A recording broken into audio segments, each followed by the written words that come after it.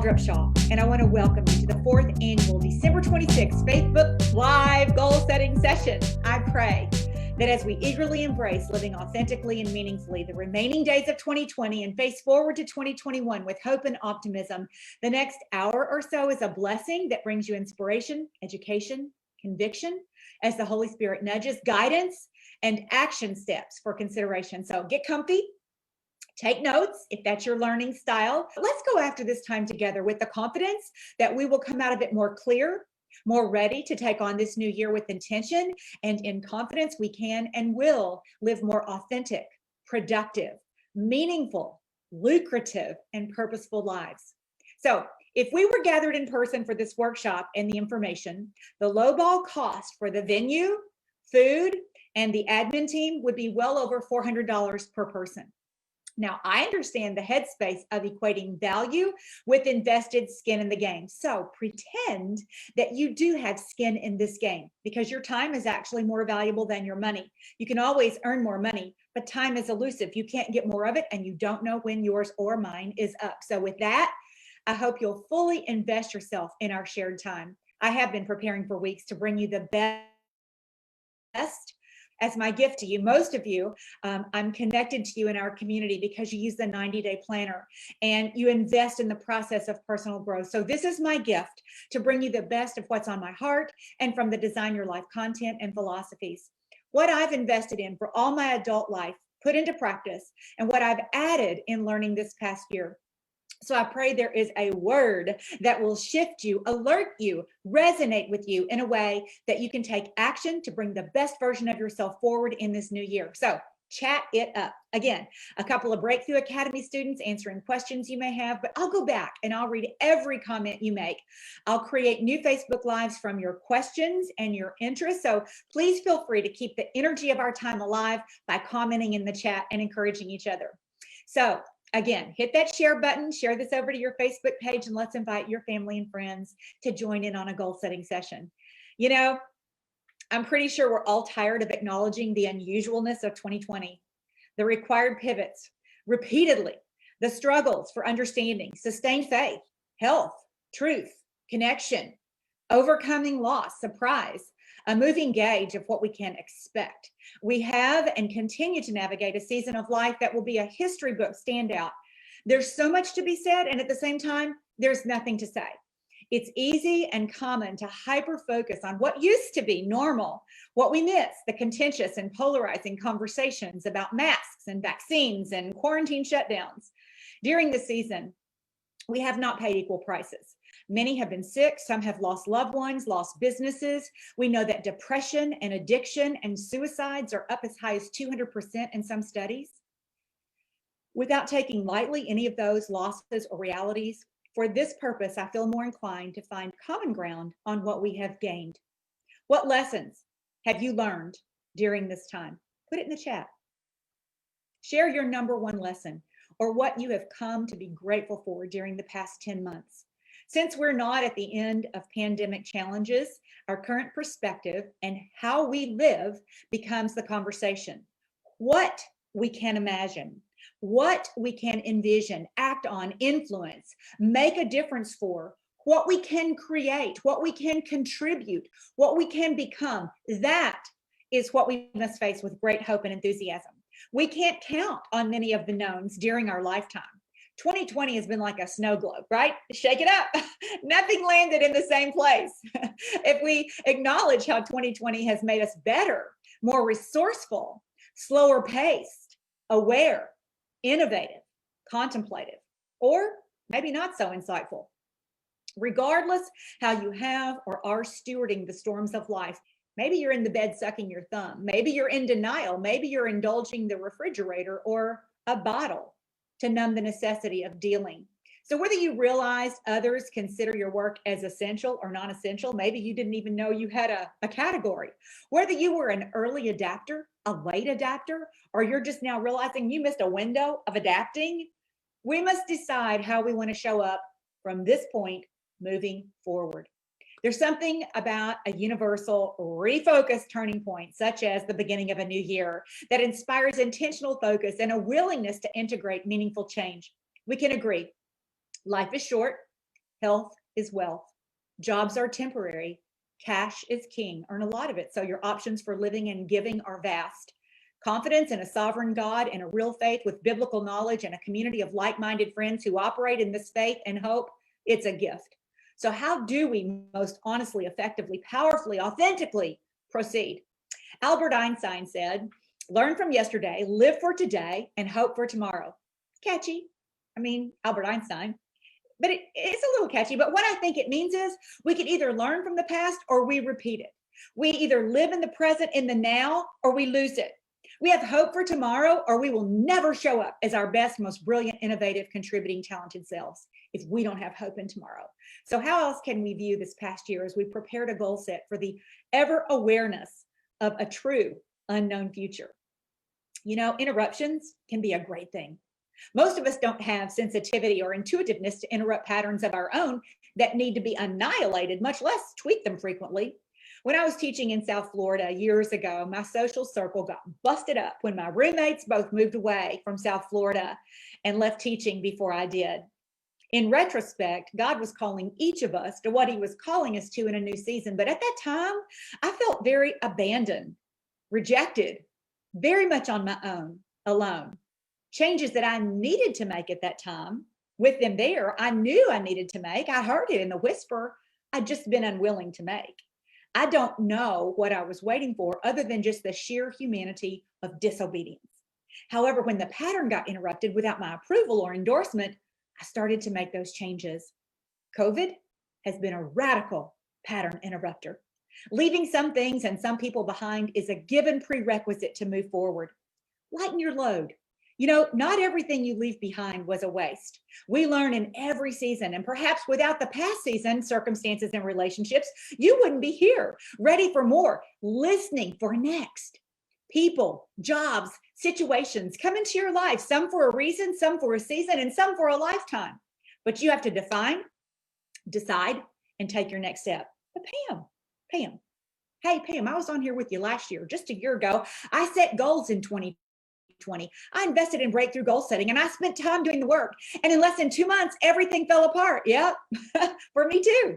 But I want to ask you to think about it differently. I took the time, I set the goals, and my goals included change, growth, and increase. Well, I got change. Unexpected, uninvited, but some of it at the slower pace has been healthy, invited deeper thinking, more writing, contemplation, considering my values, beliefs, working on health in ways that would have been different had the normal pace continued. I set goals for growth. Well, I got growth. It turned into slow down, read more, select documentaries where I could learn something, stay home, don't travel so much, get more comfortable in your own skin, face what needs attention. Growth turned into innovation, early adaption in creating through my work, using my gift of strategy, maximizer, activator, achiever, by teaching those who wanted to learn, who would listen, those ready who wanted to partner. Growth looked like that: teach, encourage, support. Some true stars emerged out of April through August. Change, change, growth, and increase. Yeah, I got increased. What increased? Connection in a different way. Gratitude increased. Wow, when you lose something and you consider, well, what if I lost more? You start to be grateful for what you have. What else increased? Reading, studying, critical thinking, learning, discernment, prioritization, mindfulness, mind-body relationships, sleep, focus. So although not what I expected from the goals I set, I did get elements of what I wrote down, and so did you. Now, with the backdrop of what can alter things on a dime, we approach this process from greater grit, understanding, wisdom, humility, and flexibility. Here's the bottom line as we dig in tonight. In order to gain more, change and growth are inevitable elements of goal setting, and not all growth and change fall into, that is exactly what I was expecting. That's the news. That's the news. Not all growth and change fall into, that's exactly what I was expecting, because in many ways I got part of what I set as my goals. It's just not what I was expecting. In fact, most change and growth do not fall into the, that's what I was expecting. Most people know this. They just don't get it. Maybe that's why you're on. Again, I hope you'll share this with your Facebook page. because it is a fact that the more like-minded people you have around you, the more successful you can be creating goal changes that stick. So hit that share button.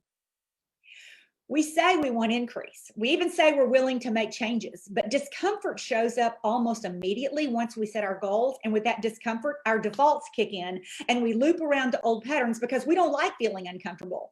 Old thoughts are easier, familiar ways of thinking, working, eating, interacting, only because it's familiar, not because it's effective.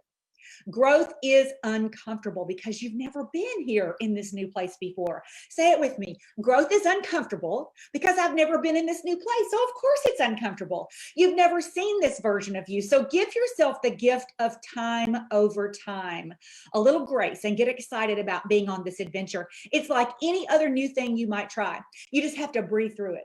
You know, when I was in the throes of labor, I was in Dallas, Texas, away from home, thousands of miles away from home, hundreds of miles away from home.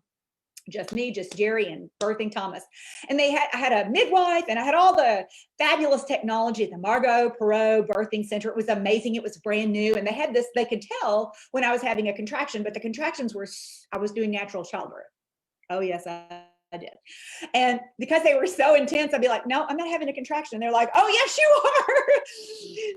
And they would just coach me to breathe through it. You know, sometimes my current workout, sometimes the workout is so hard, I just have to breathe through it. Guess what? This year ahead of you, when you hit a hard place, just think of one of those analogies or another one that you can come up with that's better, and get ready to just breathe through it. You cannot keep going back to your default where it's comfortable and safe and you're hiding out. You've got to feel the pain of change. A simple and obvious truth: enough procrastination is the same as never doing it.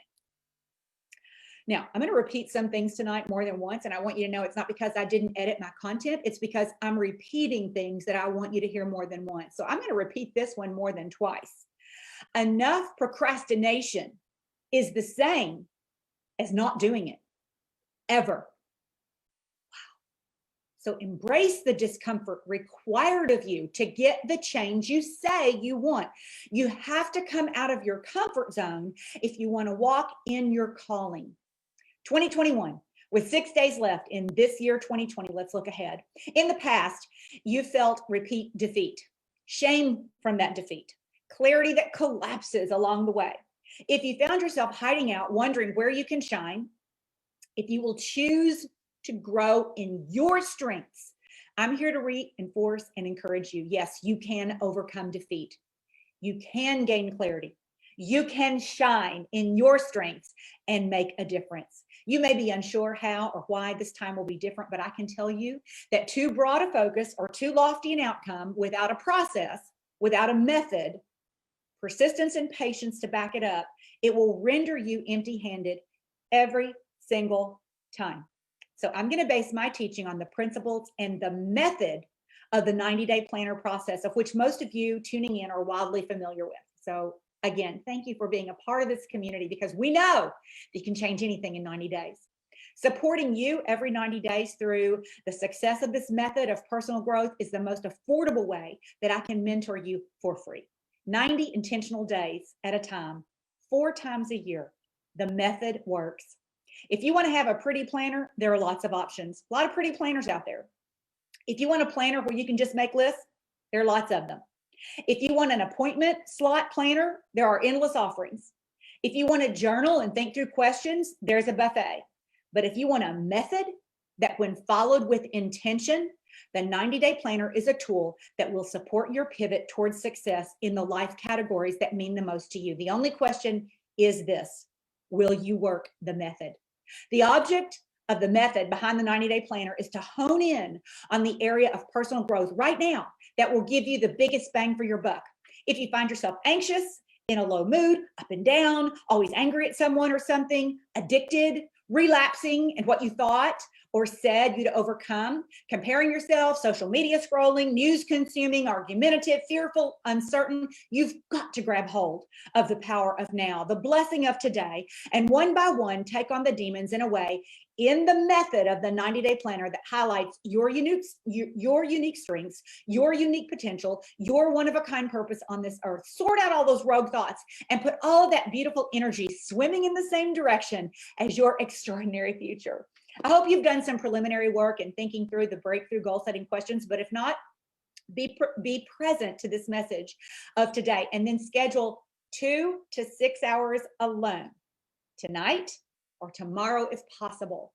While this is fresh, you'll be able to apply it, even if you're working from a spiral notebook. Those of you who are part of the 90-day planner community, you already know about dissecting your thoughts into goals and turning those goals into steps and habits and key behaviors. But I'm going to refresh you a little bit tonight. The most invested of you have attended and graduated from Breakthrough Academy, and your testimonials are loud and lasting. Here's the truth. If you don't sacrifice for what you really want actually becomes the sacrifice you make. And life moves on without you ever owning what you want. If you're tweeting tonight, or if you are posting on Instagram, tag me in what you say, because I want to hear what you're hearing. Instagram, I'm at Pamela Shaw. Twitter, at Pamela W. Shaw. And then, of course, this Facebook chat I'll be watching. If you really want leisure over out of your comfort zone, then goal setting and a game plan for growth may not be for you. There's no worthwhile change. There's no goal accomplished or measurable advancement. It's not going to come without these 5 things: clarity, commitment, connection, sacrifice, and time. My friend, you have one life. You're already witness to closed doors. There are closed doors in your past that will not open again. There are many open doors, but they too will close. This is to put a voice to season of life and urgency, not regret. This is to put a voice to season of life and urgency to living in the power of now, right now. Dreaming big is a choice. Feeling overwhelmed is also a choice. Anxiety is a buzzword that has many known catalysts. If all of those titles to emotional states of mind operate out of free will, why would you stay stagnant, unsure, unmotivated, overwhelmed, discouraged, depressed, and downtrodden, and repeating the same thing again this year? So we know afresh and have been reminded we cannot count on circumstances to fill us with joy or confidence. We must create an inner world that is more solid, no matter what's going on in the outer world. We must create an inner world that is resilient, innovative, overcoming, creative, and contributing. That only happens when you're aware in the now. If you lost someone or something this year that was dear to you, my deepest heartfelt love overflows to your heart. I'm no stranger to grief, loss, disappointment on this life journey, and nobody can grieve and grow for you. You have to choose. We ultimately stand as victims or victors to what life brings us uninvited, but we cannot be both victims and victors. I pray you choose love and victory over any circumstance that needs your healing. Okay, so be it. And now what? That's not to make light of grief and loss. 14 years ago, I still battle sometimes a victim temptation, and it's okay. 14 years ago is when I lost Jerry, said goodbye to him to ALS, December 2nd, 14 years ago. At the end of the day, it's where you land in your cycle of thinking, how fast you capture the uninvited rogue thoughts and get back to truth and hope that counts. Let's dig in further. Okay, that was the introduction. Okay. Oh, it's going to be an evening. So I hope you're totally relaxed and settled in. Hope you'll share your screen if you haven't already. Okay. Today, we're going to hit 7 themes, and I'm going to give these to you. So if you're a note taker and you want to hit these in the chat, here they are. Number 1, the first thing we're going to hit is a vision for the year ahead and clarity on your increase. A vision. Number 2, alignment on clear goals and elevated thinking. It's where everything happens. Number 3, we're going to spend a lot of time on affirmations to support your vision and alignment in your elevated thinking. Number 4, we're going to focus on an environment that supports growth. What needs to change in your environment? Number 5, we're going to hit reasons we fail. Number 6, we're going to talk about a tool or tools, how to write it out and track your journey, growth, and progress. And then number 7, I'm going to leave you with some next steps. I'm not going to just leave you hanging and give you all this download of information and go, okay, see, I'm going to give you some exact specific next steps. In fact, set aside a page in your note taking to make a list of your own next steps. I may make assumptions that some of these things you've already done, when in fact you need to take a preliminary action step. Okay, let's jump into number 1. A vision for the year ahead, gaining your clarity on your increase. What does that vision look like? I can't let what I'm not or what I don't have prevent me from what I could be or how I could contribute. In other words, where I stand right now need not be a predictor of my future unless I allow it to, unless I stay on autopilot, unless I compare myself to you, unless I go back to my default and drift into more of the same. There's no reason for me to stay where I am unless I do all of those things, which is why most people do not accomplish goals, because that's what most people do, but not you. A vision would be defined as a clear, inspiring, attractive picture of my future that's different from my present. That's your vision. It's defined as a clear, inspiring, attractive picture of my future that's different from my present. Something that both decreases fear and invites others to come along. When you're excited and believe in your future vision, fear will take on a different personality from fear as you've known it. Clarity of vision will open the door to embracing my preferred future, one that I've dreamt of, either mildly, a little bit, or for a long while. Clarity, it means I trade all the networks of information, confusion, and conflict. I trade them all for my one thing, to invest in my growth through attention, through nurture, and through repetition. Did you say one thing, Pam? Pam. I have a family, children, pets, a job, a side hustle, a home to take care of, bills to pay, problems to solve, 10 pounds to lose, and so on. Yeah, all that's likely true. And for me too. But to grow, I've got to take on the one thing that impacts all the other things. In my Breakthrough Academy, we spend 2 days getting to this one place. Right, guys? And everybody's like, one thing. Literally, we spend 2 days getting to this one place when we do that. All the whirling thoughts, all the things I need to fix, all the things I want to get better, all the piles I need, to one thing. The one means that until that one thing is accomplished, all of the rest of my list or my dream list or my hope for list or my to-do list is not relevant until that one thing is accomplished. The book, The One Thing by Keller and Papasan, does a marvelous job breaking this concept down. Throw it on Audible. If you haven't listened to it before, if you've read it before, throw it on Audible, listen to it again. I think you can get with it. It's a great way to do your workout and learn. You know, if you walk about 6,000 steps, you get usually about 4 chapters of any book. So just food for thought. That's a bonus. Okay, I think you can get it without Breakthrough Academy or without reading the book, because reality is, I'm telling you, it's just one thing. So for tonight, give these questions some thought. And if you have questions, throw them in the chat. Curtis is on Breakthrough Academy. Students graduates are on it, and they can give you great insight into this. Okay, so you may be asking, Pam, how do I find my one thing? I'm going to give you a list. Number one, what do you want more than any other thing? What one thing do you want more than any other thing? What would attaining or achieving that mean to you? How would you feel if this doesn't ever happen or manifest? Who and what would be impacted? Who and what would be impacted when you do achieve or attain that one thing? Look inward. What do you love to do? Look back. Where have you gotten reinforcement or positive affirmation in what you do? What is the resistance that's held you back? Now, be very careful about falsely blaming or finger pointing here. What is the real resistance that has held you back? Look into the future. Who needs this from you? Who else would be impacted when you do accomplish your one thing? What rewards would mean the most to you from achieving this one thing? And lastly, oh no, this is not lastly, the whisper. I talk about this a lot. Get it in the whisper. What have you ignored? The rocking chair test.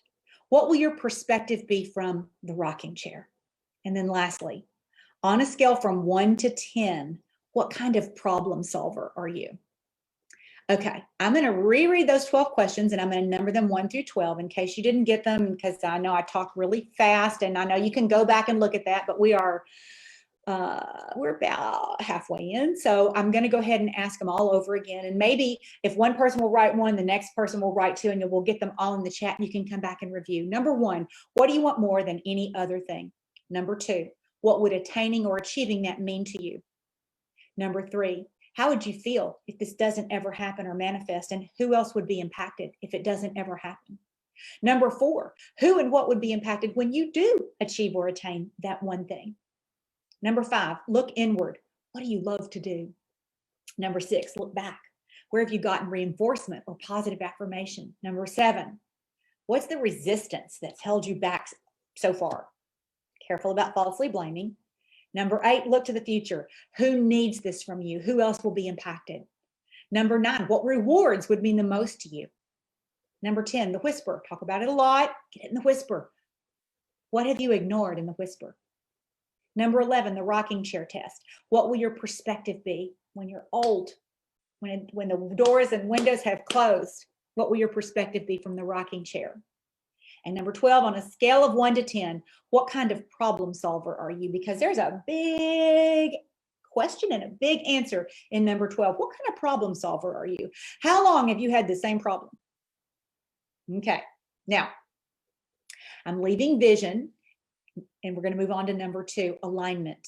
Alignment on clear goals and elevated thinking. Most resolutions, goals, and intentions start with how we feel about ourselves and our circumstances right now. Most goals and resolutions and intentions, they start with how we feel about ourselves and our circumstances right now. And most resolutions and goals start and stop with identification. What I'd really love to have, who I'd really love to be, what I'd love to do, accomplish, serve. It looks more like a wish list. It's a dream, and that's a great place to start. We consider what our hearts are worried about, with what convicts us, annoys us, concerns us, but that isn't goal setting. At best, that's taking an inventory, dreaming and wishing, stating it, defining it. It's great and it's important, but that alone fails every single time. That's why resolutions fail. What succeeds is the method of taking that goal clarity and putting the foundation to it. Okay, this I want you to write in red letters or bold or underline or make it loud. What habits would a person need to accomplish that goal? What key behaviors will support the development of that habit?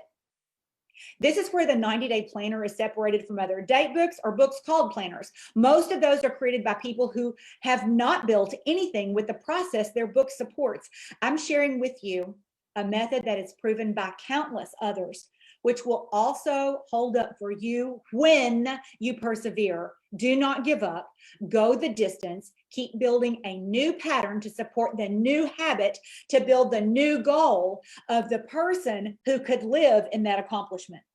The planner is my best opportunity to coach you to and through the process because of the self-guided setup. Now, I confessed on a live earlier this year. I've gone 90 days box checking a planner. I have. It's useless. At the start of a new year, we're all more highly motivated to give extra effort. So let's dive into some truths. Some of you have heard me say this so many times, but I'm going to say it again. When your what and your why are clear and in alignment, how is never the prominent question. Pam, are you saying I don't need to know how? I'm saying when your what and your why is clear and in alignment, you'll stop focusing on how. You'll be about your vision from an alignment and no longer floundering in fear and the focus on how, because you now have meaning added in because of your what and your why. How is a question for those whose vision and desire for a sacrifice or belief are low. I'm going to say that again. How do I do it? That's a question when your vision is low or your desire is low, or your willingness to sacrifice is low, or your belief is low. People ask how questions when one of those things is going on. But when you're what, you're one thing. And your why, who's going to be impacted? What do I want from this? How will this bring me into my sweet spot? Are in alignment and clear. How is never the question. It's amazing how one day you couldn't and the next day you're just like a bull in a china shop because you're so ready now. You're willing to do everything wrong just to do something towards that one thing. When you can explain where you're going, what you're creating, building, sacrificing for, why you're going there, you'll develop your how, and the how will get easier as long as you keep your what and your why loud and clear. When you focus on the difficulty of the journey, the historical timeline that you've not done a certain thing, attain a wellness goal with your height and weight, advance your business growth, create wealth, build your dream home or purchase property, or your thing that I haven't mentioned. Good goal setting takes into account the alignment of an actual outcome plus behaviors and habits that you will need to take on to support the accomplishment of that goal. Because if nothing changes in you, nothing changes in your outer world. Nothing changes in your inner world, you cannot affect change in your outer world. If nothing changes, nothing changes. And the goal isn't worth the page of paper you wrote it on. So what behavior and habits will assure goal completion? We're going to walk into affirmation and changing our patterns in a minute, but I want to acknowledge that on every daily page of the planner, it invites you to write your top 3 things for the day and your top 3 key behaviors for the day, your word or phrase for the day and for the year that's going to drive it all. And in the front setup pages, along with writing out the goals, there's a page for 2 to 3 habit creations. Most people think in terms of only breaking habits. I got to break this habit. I got to break the habit. I got to break. But in actuality, you have to create a new habit while simultaneously breaking an old habit to replace it.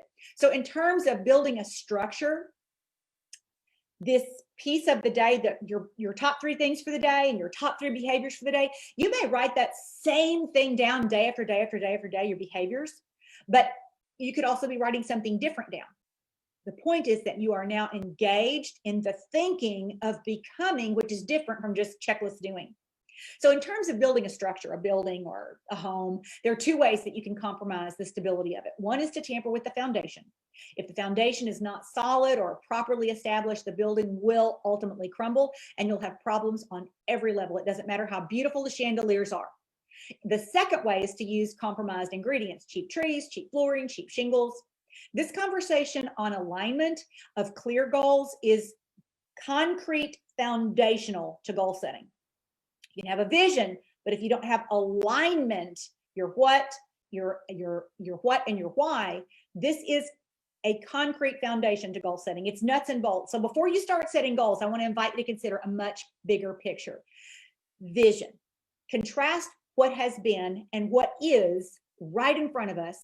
And if we operate our future by obsessing on our past, all we have is another predictable future that looks a whole lot like the past. My friend, dream big.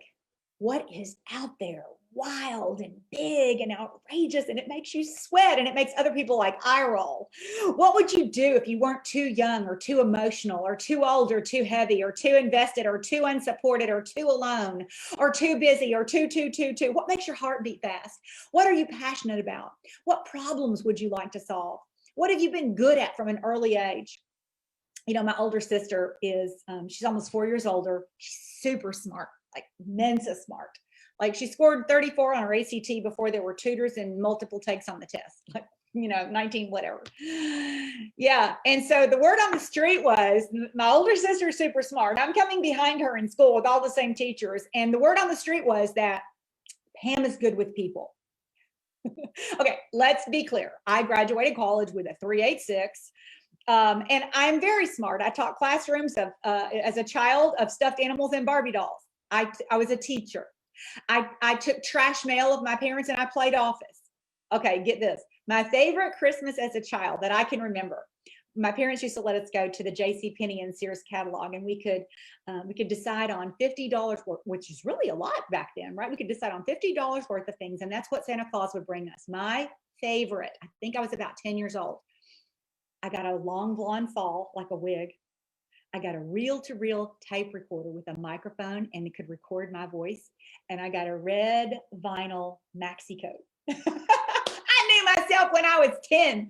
I've always loved notebooks and planners. I've always loved making lists and setting goals and writing things on note cards and creating affirmations. I've always been energized by taking someone's potential and breathing belief and life and giving mentorship and encouragement and drawing out the best of that person through guidance and recognition. I taught Sunday school when I was 16 to 13-year-olds.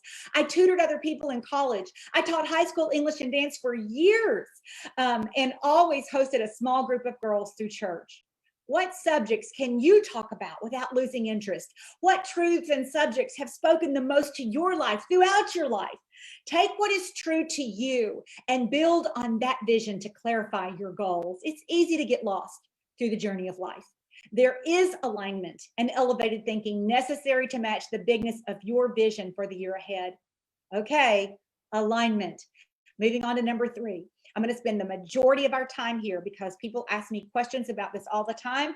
And this seems to be an action, a task that people are unwilling to do. And I don't understand why. So, number 3, affirmations to support the vision and the alignment. If you have a preferred future, but you don't have any experience living out there, you're going to have to do some brain work. This is one of the most sought after elements of goal setting. So if you haven't already shared to your Facebook page, I hope you'll click that share button, share it to your page, because we are getting ready to talk about affirmations. Affirmations, isn't that what you just say to somebody? They say something and you go, yes, that's right. And you affirm them, yes and no. Okay, let's jump in. For over 5 years now, I've studied Dr. Caroline Leaf, maybe a little bit longer. I know I've introduced many of you to her work. And in the past couple of years, I've become interested how the law of attraction and energy fits into biblical principles. And although there is a lot of funky that leave the one true God out of the equation, I have learned from Dr. Joe as well.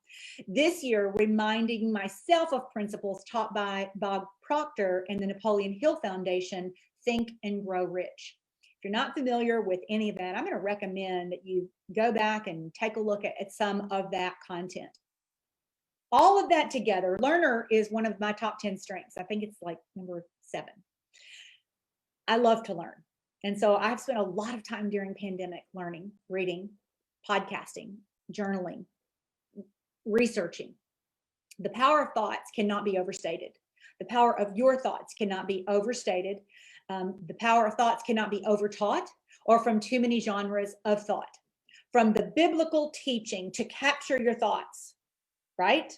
The biblical teaching to capture your thoughts and hold them out there. Hey, does that honor God? Is that true? Is it true or not?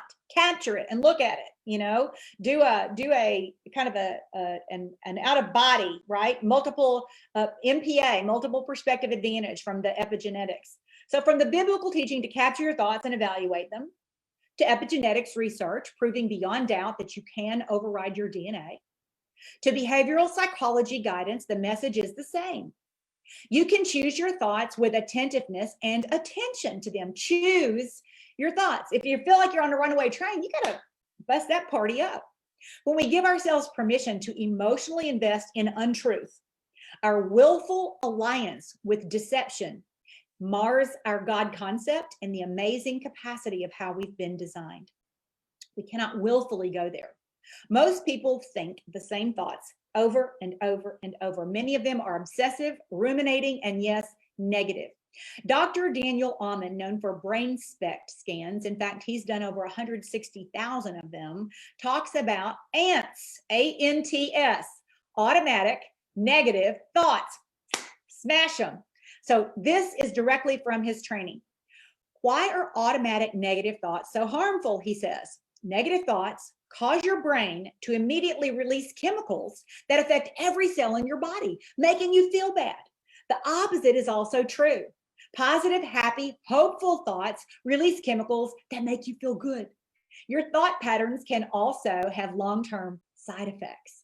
Repetitive negative thinking may promote the buildup of harmful deposits seen in the brain of people with Alzheimer's disease and may increase the risk of dementia, according to a 2020 brain imaging study in Alzheimer's and dementia. Why you need to eliminate the ants. Just because you have a thought has nothing to do with whether it's true. Thoughts lie. They lie a lot. And it's your uninvestigated or unquestioned thoughts that steal your happiness. If you don't question or correct your erroneous thoughts, if you believe them and you act as if they're 100% true, you're on a runaway train. Allowing yourself to believe every thought you have is the prescription for anxiety disorders, depression, relationship problems, and prolonged grief. Y'all, this is important. I hope you hear me. I hope you hear me, and I hope you're learning, because you can learn to eliminate the ANT, automatic negative thought, and replace it with more helpful thoughts that give you a more accurate, fair assessment of any situation. This skill alone can completely change your life if you embrace it and practice it. Dr. Amen writes, I am not a fan of only positive thinking. It kills way too many people. I advocate accurate, honest thinking. Some anxiety is absolutely critical to good health and success. Pie in the sky thinking and low levels of anxiety are associated with underestimating risks, a lackadaisical attitude towards your health, and making bad decisions. So we've got to land in a healthy place. It's documented that up to 98% of the thoughts you have today are the exact same ones you had yesterday. And that can easily go into rumination or obsession versus reflection. Rumination is when we obsess and repeat the same thought, usually injected with fear, worry, shame, and blame. Fear, worry, shame, and blame. Thought, fear, worry, shame, and blame. Thought, fear, worry, shame, and blame. My least favorite theme park ride is teacups. Woo, I hate the teacups. At any theme park, I love theme parks. I just hate teacups because over and over and over and around and around and around, it makes me sick spinning that way. So do thoughts that recur over and over when they're not healthy, godly, or centered on the truth. Rumination is an anxiety symptom, not a thinking process. When you go around something over and over again, it's not going into a new, better, or healthy direction. Stop it. Stop. Literally stop it. Stop and say, I refuse to think that thought. Stop. I'm in control of my thoughts. Stop it and do a sincere meditation, breathing exercise. By that, I mean, breathe in like to the count of 8. 1, 2, 3, 4, 5, 6, 7, 8. Hold. 1, 2, 3, 4, 5, 6, 7, 8. Breathe out. 1, 2, 3, 4, 5, 6, 7, 8. That's one way of interrupting the pattern. Do that 3 or 4 times slowly. I'm not going to do it for you, so I'm not like, I watch people like who teach meditation, they look like they're cray cray. So I don't know. I'm sure I'm cray cray enough on here for you. I don't need to look cray crayier. But grab the thought, stop the thought, and then just take for a minute, quote a scripture. Try to get to a nothingness. Just be in the present. Feel your feet in the ground. Feel a breeze. Smell a plant. Light a candle. Do something to interrupt, right? So Dr. Amon's solution, my ant-killing process, is based on the work of 2 mentors he describes, psychiatrist Aaron Beck, who pioneered school of psychotherapy called cognitive behavior therapy, CBT, which is an effective treatment for anxiety disorders, depression, relationship problems, and even obesity, and Brian Cady, a teacher and author. So that's how he combined their work and has a step-by-step on how to kill the automatic negative thoughts. So here are the steps. Ready? Whenever you feel sad, mad, nervous, or out of control, do the following. I'm going to give you some steps. Ready? How you doing? How are we doing? Okay. We're coming along. Okay, let's see. I've got some pages to go. Okay. You're good. I know you're good. Number 1, write down the automatic negative thought. Write it down. Write down the ant. The act of writing down the ant helps to get invaders out of your head. As soon as you say it, as soon as you write it, say it out loud and then write it down, you're almost like, oh my gosh, that is so stupid. That is so ridiculous. You can almost overcome it by just that one step. Step number 2, identify the ant species. There are 9 types of ants. Ready? There are all or nothing ants, thinking that things are either all good or all bad. Okay? There are less than ants, comparing and seeing yourself as less than others.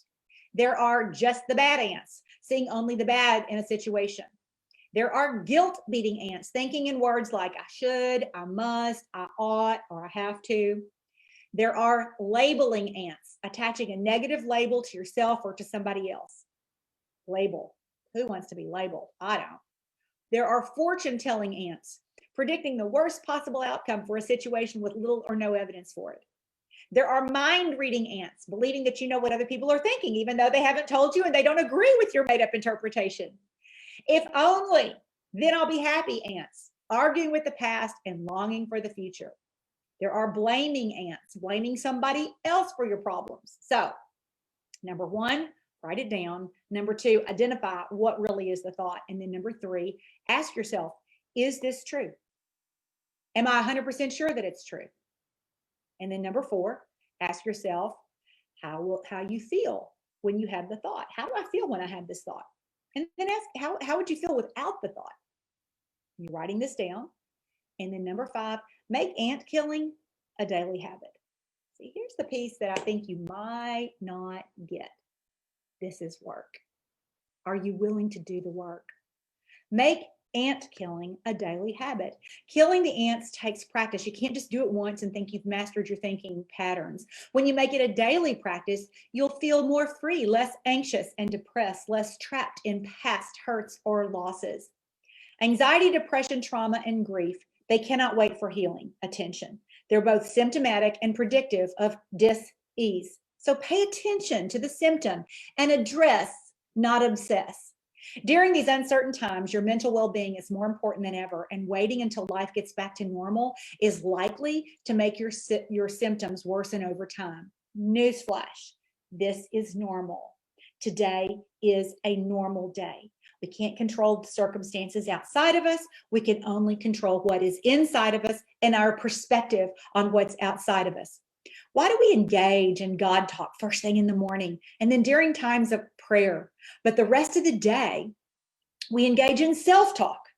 From the book, a book that I'm working through, gifted to me by a good friend, sorority sister, godly woman. It's called The Sacred Slow. The author writes, God invites us into a continuous duet, but in practice, we live most of our lives solo. Yes, we are that self-centered. Yes, we are that selfish. And so instead of constantly battling what we're thinking, we need to slow down in order to speed up.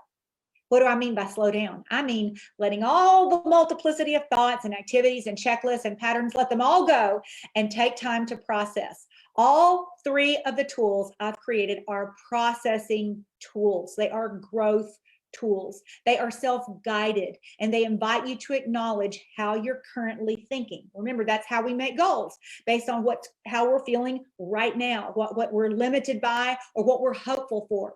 So let's take your current automatic negative thought, your very own personal ants. The best way to truly change a thought is to decide what you do want to be thinking. Instead of battling all the time what you don't want to be thinking, stop and say, what do I want to be thinking? What do I want to be thinking? Because reflection takes you to insights and solutions, something you can do, an action, a decision about not doing an action. Rumination takes you in circles. But it, like most things, is a choice. Each and every morning through the process of neurogenesis, little new neurons, little baby neurons with new baby dendrites, they're awaiting new information. You know, the scripture, his mercies are new every day. Well, this is what it's talking about. In your brain, there's new little baby dendrites waiting for information. Most people completely bypass this gift for the same unhealthy pattern that includes consumption and distraction. For the person who's willing to interrupt his or her pattern, the options are unlimited. Interrupt your pattern, interrupt your pattern. Yeah, tomorrow when you wake up, I never turn the TV on. I mean, I don't ever turn the TV on in my house. You're like, really? Yep, I've stopped watching all news. All news, I've stopped. If the TV is on in my house, my son has turned it on. And the earliest he would turn it on might be 6 or 7 p.m., unless it's a weekend sporting event. I understand that many people wake up, grab a beverage, and turn on the TV. Oh my gosh. Now, if you want to interrupt a pattern, that's the best and most obvious way to do it. But it's so quiet. That's right, it is. It sure is quiet. And that's where you want to start doing the work. Most people have very low boundaries for themselves. Everybody wants to be authentic, but most people think that means spewing out every thought that you have, putting all your stuff out there, posting social sensitive content that's sure to get lots of likes, working so hard to be relatable and likable. That is not authentic. Many people struggle with authenticity because they think they need to tell everything about everything, yet there's a disconnect. And you feel that disconnect when you see them. It's like something's off. You see them so loudly trying to say, I'm unique, see me, and see how open and honest I can be in my posts. Pastor Albert Tate says that that's more an indication that you need to process more with a therapist, that those who are solid in who they already know and respect the differences established in others. It's not such a loud exhaustion to be around them. Authenticity, it takes time for you to grab in quiet reflection. It's an invitation to stand in integrity. Integrity is integration. It is when who I say I am, post that I am, speak in one group of people, that's who I am. I mean, I am the integration of that is really who I am, what I believe, how I live, how I think, how I operate, how I treat others. I'm fully integrated. That is authenticity. One group doesn't get one version of me and another group gets another version of me. When you hear my voice, I'm authentically speaking from the vision, values, and principles that I want and stand on and work on enhancing, integrated into every area of my life without that one little lie or discrepancy. Pastor Tate says it's not about telling all, it's about believing all. I won't believe anything I say as long as I know I'm living out of integrity. Authenticity is consistently being who you say you are in every situation in all groups of people. So for those of you ready to toss daggers out at me, like, I don't even like that. It's not about perfectionism. It's not about being perfect at all. It's about clarity on principle, clarity on your values, clarity on morals and direction, who you are in the quiet, who you are in the noise. And then speaking from a space of belief with assurance, integrity integrated, and authenticity in truth telling. This is attractive to people. Authenticity is attractive, and it evolves from the time invested in clarifying who you are and what you're after in life. Here's the deal. It means saying no to yourself for every emotional impulse or desire. It includes restraint as a practice. Don't turn that TV on. You really do not need newscasters to tell you how to think and believe. You really don't. Instead, open up your quiet time, open up your Bible, open up the Word. People who can say no to themselves can create every positive thing you want out of life. People who cannot say no to themselves, no, I will not have that. No, I will not do that. No, I will not go there. People who can say no to themselves can create every positive thing you want out of life. It is the 90-day process, and it will be found in this method of intentional living and growth. Why do people return to old date books or old ways of navigating their schedule in life? Because it's familiar. Even if they see no change, if they don't experience any sustained growth or promotability, it's familiar. And familiar will win with most people because growth is work. It is hard. It is uncomfortable. And most people underestimate this aspect of growth and change. And you have to go at it 90 days after 90 days after 90 days, focusing on one day at a time. The most important and most influential conversation is the conversation you have with yourself. No, I won't do that. Yes, I will do that. It's never the water around the ship that sinks it. It's the water that gets inside. The self-awareness is the element that will separate the person who buys a 90-day planner and a person who experiences radical change in his or her life through the method of the 90-day planner growth and increase in advancement. You probably already know this, but your body and brain are 1% of you. Your body, your physical body and brain are 1% of you. Your mind is 99% of you. It contains the non-conscious, the subconscious, and the conscious, your mind. If uncontrolled thoughts run rampant in our brain, rendering erratic and chaotic emotions, this neurochemical chaos results in anxiety, which today is the #1 mental illness. And this obviously affects our ability to process information, make the best decisions, and certainly sets up a roadblock to life success in every category. When we revert to this state of mind, our unhealthy default thinking and habits are easy to go. We think, why bother? And we go back to the old thing. Understanding this process is key because the beauty is that our minds are extraordinarily capable. When we understand this and we're willing to do the work, anything is possible. Thoughts are the language of the brain. Feelings are the language of the body, according to Dr. Joe. And how you think and how you feel creates your state of being. So you've got to do the work on affirmations, on how you think, because your thoughts will impact how you feel. A memory and an emotion can stick you and stagnate you into the past.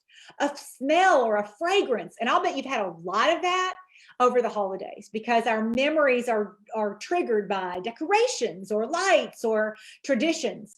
The only way out of a predictable future based on your past, your thoughts, feelings, and emotions and habits is, wait for it, the power of this moment. You only get to make strides towards great change in this moment, not in the next moment, not tomorrow, right now.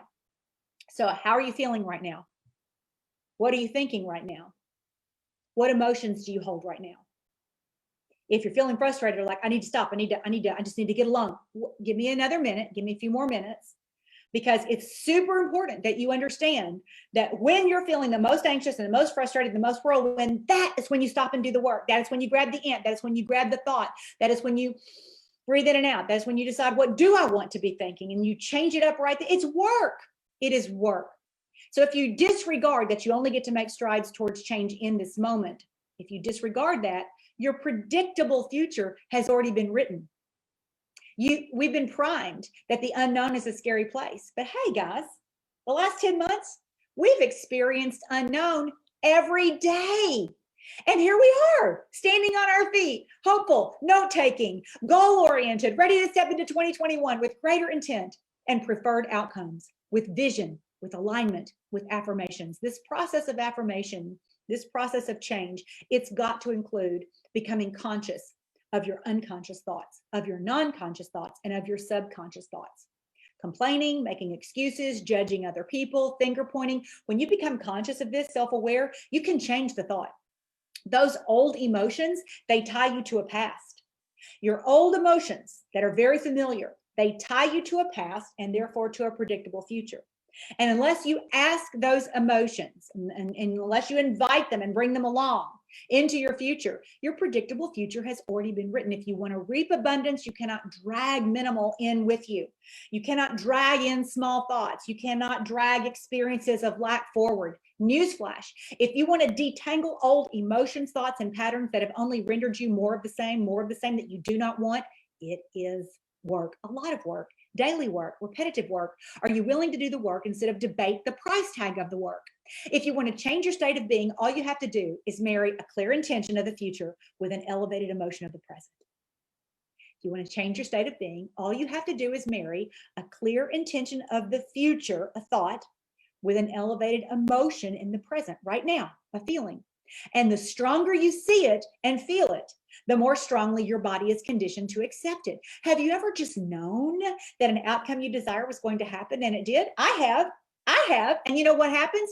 People start to show up out of nowhere. Synchronicities, opportunities, coincidences of alignment, bringing an outcome to your life. This is what's at play. The same is true for a negative outcome. We expect the past to repeat itself, negative thoughts, a body in emotion, bracing for no results. And then sure enough, we get that. It takes clear intention and elevated emotion to change our state of being. So if we react to a person or circumstance in our lives and we lose the feeling, we're back to the unconscious program of being a victim in our lives. We get disconnected from the energy of our future and we're back to our predictable past. So we got to work at it. Emotions are the end product of past experiences. Emotions are the end product of past experiences, not future experiences. When our emotion is like, oh, again, it's from the past. Elevated emotions become fuel to drive us into a new future. Should I repeat that? Elevated emotions become fuel to drive us into a new future. The goal is to get behavior to match intention every single day. To get behavior to match intention every single day. This is where tracking every day in your 90-day planner, what you wrote in the front of it, is key to the method. People write their goals and they lose them. They forget them. It's why I even designed the 90-day planner, because I lost my goals. I mean, you know the story. It's recorded someplace else. People write goals and lose them. They forget them. They decide a habit, and after a few lame days, when the habit isn't automatic, they also dump it and forget about it. But when you repeatedly align your intention and behavior, you get a new experience. When you repeatedly align your intention and your behavior, you get a new experience. When you get a new experience, you get a new emotion. Build on this and you change your genetic future. You can stay in the same emotional state, or you can change it by creating a new experience, by changing your behavior to match an intention that, when repeated, will bring you to a new and different outcome. This is a key element to creating the change you want. The brain and body are 1%. The physical part is 1%. Thoughts are 99%, non-conscious, subconscious, and unconscious. Your mind controls your brain. Your brain responds to your mind. You don't even go 3 seconds without thinking. That's why working on this aspect of thinking is worth this amount of time. So by now you might be feeling a little anxious, even confused, like, oh, I need to practice this, see if I can even capture a thought. It's a lot to take in it. And at the same time, if you followed me at all, it's an expansion of a message I've been teaching for a very long time now. Maybe it's a welcoming message to receive. Maybe because I'm taking some time to expand on it a little bit, it's like, okay, keep going, because I'm really thinking I'm getting this. I hope so, because you can create the changes you need and want to design a preferred future. If we continue to do and say today what we did and said yesterday, just because we won't slow down long enough to consider if yesterday's thoughts and choices served us well, we will repeat, repeat, repeat. When you know slowing down and addressing one element of work or relationships, but you're too busy or too distracted to do that, enjoy the repetition of your results. Your future is predictable. It looks a lot like the past. When you slow down, you must slow down to speed up. There are two trains of thought interwoven in the Design Your Life message. One is the process of accumulation, and the other is interrupt your pattern. Where you are right now is an example of the process of accumulation. What you've done, what you've thought, what you've said, who you've partnered with. The process of accumulation have brought you to where you are right now. Interrupt your pattern.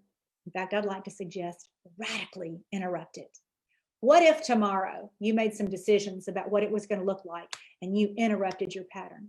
Okay, first of all, I want to tell you how awkward it's going to feel if you get up at a different time, if you set a different schedule, if you create less noise, if you burn some kind of candle or incense. I can tell you it's going to be awkward, but what needs to be interrupted? Viktor Frankl said, in between stimulus and response is space. And in that space, I get to choose my response. And in that response lies my growth and freedom. Anytime you face a setback in business or life, you have two options. You can decide you're a failure and give up, ultimately repeating a different version of your past, or you can get stronger, wiser, and integrate higher level thinking and be more determined to succeed. To move forward, you have to let go of something of your past self. If you keep recycling old patterns, choices, and thoughts and behaviors that have kept you prisoner of lost hope, repeat disappointments, you have to let it go. So decide, we're getting to the affirmations piece, decide what thoughts you absolutely cannot and will not bring into your future, and then write them down. Write them down. Write them down. What are they? I'm too old. I'm too young. I'm too anything. This is too hard. I'll start next month. It's my parents' fault. It's my husband's fault. It's the government's fault. I can't trust myself. Decide what behaviors and habits have to go. What thoughts? Write them down and then get rid of them. Write them down and then they are gone. Do you complain? Do you blame? Do you procrastinate? So we're talking about thoughts and behaviors and emotions, because emotions stem from thoughts, and this is the place that we have to do the biggest work. To create a new future, you cannot drag along habits and thoughts that don't fit with that future. For example, if you want to be wealthy, you can't drag along a spirit of lack or a fear of losing. If you want to be healthy, you cannot drag along sloppy daily choices. Do we really need more research on what foods bring life, energy, gut-brain alignment, and health? Do we really need more research on that? It's not lack of knowing. Knowledge is not what we're missing. We live in an age of instant knowledge, instant research, unless you're getting censored. But for the most part, you can find just about anything. You cannot drag along sloppy daily choices and excuse or fear. You have to begin to condition your body by creating a new mindset. Once you decide what you're going to leave behind, you start to create your future self and decide what you want to think. Are you willing to redefine yourself by a vision of the future instead of memories of the past? What and who do you want in your life? What and who do you want in your life? And you know what? You might need to take your phone and delete, block, and unfollow. You might need to do that. Because even as you're thinking about these answers, you're changing your mind. Write it out. How do you want to describe yourself, your work, your success, your promotion, your relationships, your zip code, your farm, your home, your marriage, your impact, your influence? What emotions do you want to feel? Feel them. Teach your body your future by feeling new and different emotions, by thinking new and different thoughts. Yes, it's work, because they will flee and the old ones will come back in, and you have to grab them and capture and pause. What do I want to think? Where is my future? You have to redo the work. To interrupt your pattern, you have to say no to repeating yesterday's thoughts, no to repeating yesterday's habits, no to yesterday's distractions, no to yesterday's discouragement. Pam, what are affirmations? They are repeated instructions to the subconscious mind, designed to be repeated instructions to bring the future vision of yourself into greater awareness and reality. What? Affirmations are repeated instructions to the subconscious mind, designed to be repeated instructions to bring the future vision of yourself into greater awareness and reality. These statements repeated will elevate the state of mind to believe in your future vision, so that as you take action in alignment with becoming that person, you take action in alignment with becoming that person, then you accelerate the timeline. Without them, the likelihood of remaining the same is high, because reality and present circumstance have a way of being louder than vision not yet experienced or manifested. Does that make sense? I have more experience being who I am now than I have experience in what I want in the future. So it's very important that this gets a louder voice. Norman Vincent Peale said, change your thoughts and you change your world. Self-awareness is the most important element of being able to move forward. It's why knowing your top 5 strengths or your top 10 strengths, are really up to 17. In a lifetime, you can develop up to 17, and beyond 17, it's just not you, girl. Just not you, buddy. So your top 5, your top 10, up to 17, knowing your personality style, knowing your motivational style, your Enneagram, they're all very important. However, a large warning to each of us. If I stick to a label versus the pathway of growth and how it's going to benefit me, then I will stay stuck in my present self. For example, if I'm safety and security and I put a blanket around that label for myself, I'm safety and security. In other words, I'm not quick to take risks. Who will I be able to lead who's a risk taker? If I'm power and achievement and I only function well when I'm winning, how equipped am I to encourage other people or to lead others to win when they're to stick to it when they're not winning? The level of risk must accompany first, and a level of humility must accompany the second. If I'm freedom and choice and I only connect with people when it's convenient to me or when my mood is up, what kind of loyalty can I grow in my tribe or my community or my team? What can I possibly expect if I don't show up because I'm freedom and choice? You don't have to like it and you don't have to understand it, but I will tell you the law of reciprocation is at work and it will never fail, because there are 2 versions of our talents and our strengths. We're either in the balcony version or the basement version. The balcony version, which looks like courage, connection, determination, confidence, or in our basement version, I'm going to share some of my top 10 strengths with you. One is belief. In its basement version, it's stubborn and closed off to change. Activator is in my top 5. In my basement version, I'm like, ready, aim, fire, loose cannon, speak before I think, in left field because other people haven't caught up. Whereas in its balcony version, I'm a self-starter, have energy, and I'm fearless. I could really miss the right pivot if I'm residing in the basement and defending it. So those of you who have positivity as a top 5 strength, in its balcony version, you're enthusiastic, energetic, generous with praise and optimistic. But in your basement version, you're naive, superficial, Pollyanna. It's going to happen. No, it's not. Empathy is another beautiful talent. In its balcony version, it's something that creates trust and brings healing and customizes the approach as you get around others. But in its basement version, it's over involved, always in drama, soft, moody, and defensive. I'm a fan of you knowing and working from your strengths and working to keep them in their balcony version. If you've never done this, strengthfinderinstitute.com. Pam, get to the point. Okay, so the purpose of an affirmation is to state your future desired outcome self in your strength set in the balcony version. We're not human doings. We're human beings. We are becoming. Catch-22, however, is that what we do determines who we become. And who we become relates more to how we think, which affects what we do. If I rehearse only my present circumstances or stand on my strength and my Enneagram and stick to that story without considering that my need for you to get me, that I'm actually in the basement version of my gifts and I don't even get me. I'm the most frustrated when I don't get me. I'm trying to get other people to get me, but I don't even get me. That's an indication you're in the basement of yourself. I repeat what I say out loud to myself. I'm doomed to experience more of the same. So if left to roaming thoughts, ones that recur, repeat, and remind me of my lack, especially if you're social media scrolling, then your future has nowhere to go but a loop of repeat, repeat, repeat, repeat. If you can't or won't imagine and rehearse a different, more preferred future, you won't have one, period. Rehearsing your future means speaking out loud your future vision preference. Otherwise, your historical or present voice speaks. Many people live as victims to what they can see. It's the very opposite of the Christian's definition of faith. To live as the victim is to live within the limited belief system that everything in our outer world is happening to us, or it's not happening to us. If your energy is invested in this reality, you freely give away your power to someone or something outside of you, allowing that external condition to control how you think and feel. Simply put, when things are smooth and good, you feel good. When things seem bad, you feel bad, and you operate on those feelings. That is the polarized world of victim consciousness in a nutshell. To change that, you have to find a way to feel joy, to feel love or hope, to feel gratitude before you see it in your real world. To create a new future, a person needs to marry a clear intention, your brain, with a clear emotion, your heart. I will assure you of this. Voices become your viewpoint. And the loudest, most consistent voice is your own, your inside voice. Normally it runs rampant without a whole lot of restraint. Capture it.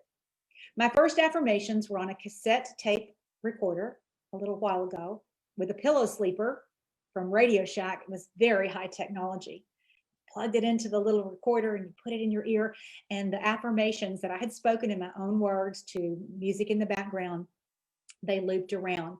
And I understood then, I just did what I was told because I didn't understand the brain, and I didn't know about epigenetics, and I didn't know you could override your DNA, and all those things I did not know. But I did what the person who was leading me told me to do, whether I understood it or not.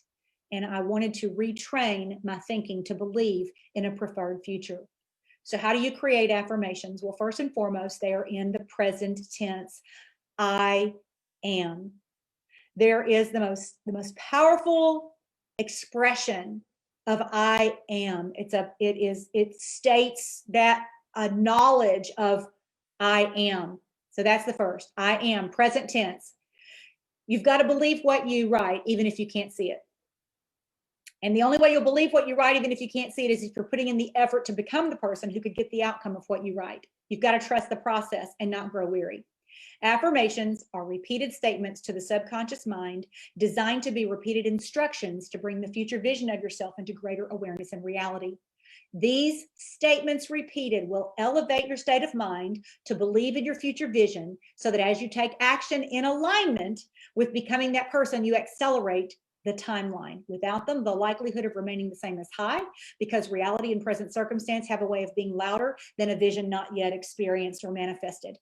A huge part of this goal setting lesson is to challenge you to establish new affirmations.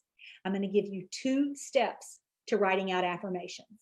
Get a blank piece of paper. Number 1, write out what you want and who you want to become. What do you want and who do you want to become? What do you want to have and who do you want to be?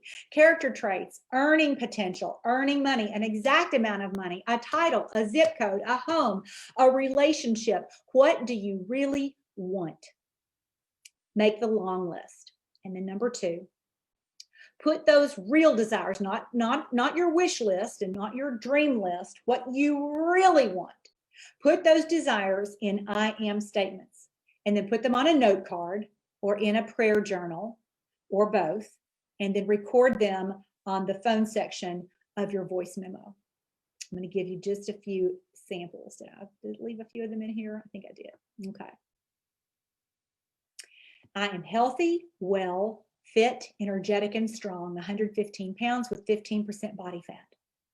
I have all the support I need, blessed with caring, talented, and loyal humans. I am energetic, in high vibration for those I lead, my family and friends. I actually have a bunch of them here. I recently reread the classic Think and Grow Rich, and this one is a slight edited affirmation from the book. I will attract others to me by my willingness to serve others. I will eliminate hatred, envy, jealousy, selfishness, and cynicism by developing love for all humanity, because I know a negative attitude towards others will never bring me success. A friend recently shared one of her affirmations included, I am living in my dream home with a pool in my backyard. And she showed us not only the pool, but the ocean. You will never go where you don't first live in your mind, ever. So how do I do it? I rewrite affirmations. This last time I recorded mine to Tibetan bowls. It is on Spotify, and I play it on my Alexa downstairs, kind of loud, so that I could record over at my kitchen table. There is a healing element to the sound of the bowls, and I just recorded them in my voice.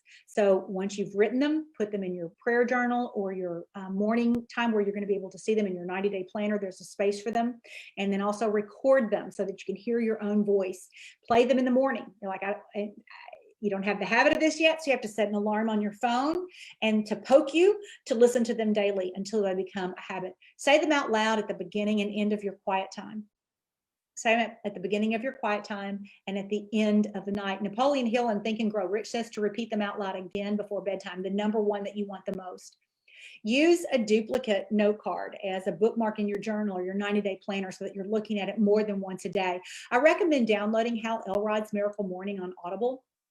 And I also recommend doing downloading the Think and Grow Rich synopsis. Definitely a great Audible to listen to. But start today with 5 affirmations. Even if you don't feel like you know what you're doing, you'll get more clear. You can refine them. Today, we're taking over our mental real estate. Maybe it's been weeds, snodgrass, dead branches. Maybe you've not taken care of your property. Maybe you haven't pruned anything.